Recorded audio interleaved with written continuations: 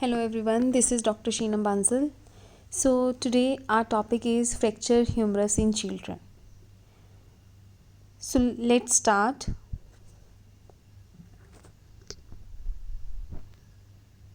Transverse fractures of humerus will occur due to fall onto adducted arm, oblique fractures due to direct injury to shaft of humerus, spiral fractures indirect injury to shaft of humerus, comminuted fractures due to severe direct injury, pathological fractures due to unicameral bone cyst and fibrous dysplasia.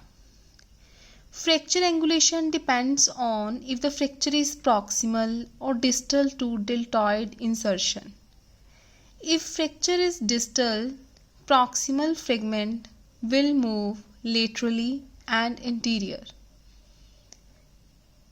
So by seeing the displacement of proximal fragment, you can guess the location of fracture site. If the fracture is metaphyseal, then exclude the unicameral bone cyst.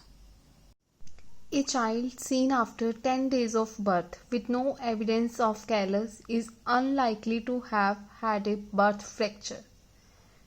You will see the X-ray to rule out if the patient is having fracture since birth or not. Overgrowth anatomically reduced fractures may be followed by an overgrowth of 0.5 to 2 cm occur within first 18 months. Humeral overgrowth is directly proportional to amount of displacement of fracture.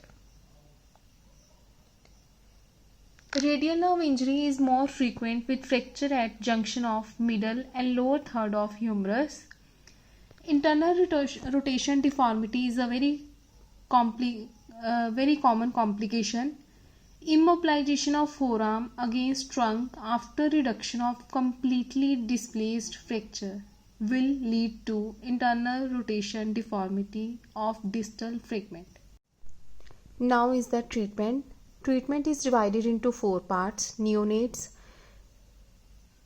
up to 3 years, then late childhood and more than 12 years. Neonate strap arm to chest. Complication is internal rotation deformity, more in cerebral palsy and brachial plexus injury.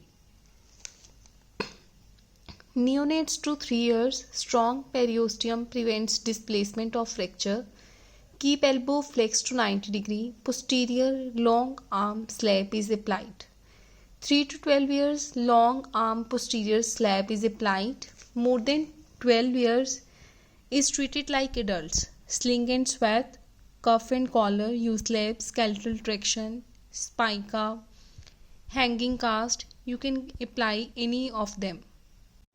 Unacceptable reduction is if angulation is more than 20 degree and overriding more than 2 cm. Now here are some questions. So we will start with first question. Why overriding of up to 2 cm will not cause a problem? Because of overgrowth of humerus after injury. As we already know, overgrowth occurs. Where will you apply hanging arm cast in fracture humerus? Slightly proximal to fracture site.